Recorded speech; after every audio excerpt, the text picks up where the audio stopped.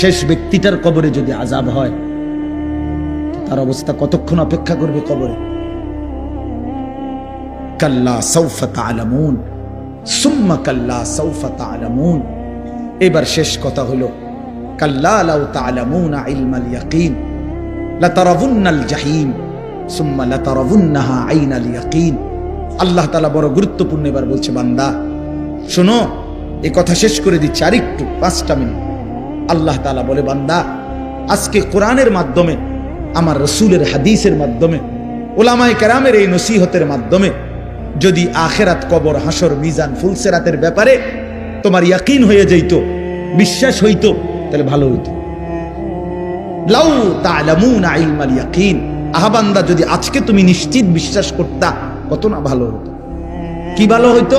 তাইলে এখন তো তুমি নামাজ পড়তে পারতা, হালাল খাইতে পারতা, হারাম থেকে বাঁচতে পারতা। কিন্তু যদি পাত্তা না দাও, গুরুত্ব না দাও, তো মনে রেখো লাতারাবুন্নাল জাহিম, অল্প সময় পরে একদিন হাসরের ময়দানে তুমি তোমার নিজ চোখে জাহান্নামকে দেখবে।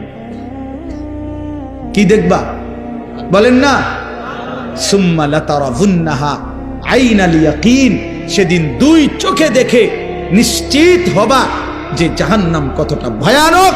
আর মনে পড়বে দুনিয়ার জিন্দেগির কথা।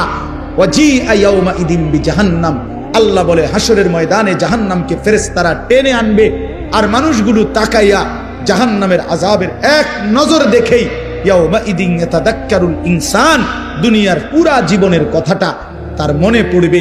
ওয়া আন্না লাহু যিকরা, কিন্তু মনে পড়ে সেদিন আল্লাহ বলে, এই বান্দা মনে পড়ে কি লাভ হবে?